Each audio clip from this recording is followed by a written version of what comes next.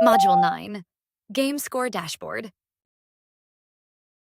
Imagine a scoreboard where high scores turn green, low scores turn red, and middle scores are yellow. Automatically. That's conditional formatting.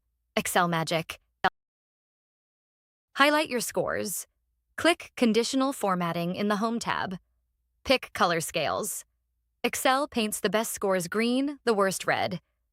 Your scoreboard tells the story without a single word. 3 popular conditional formatting tricks.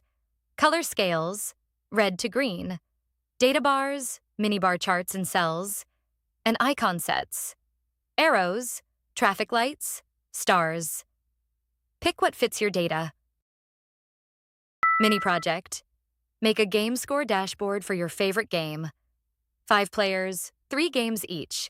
Conditional format the scores. Champion wins green. Next, a school timetable planner. Excel knows time and dates too.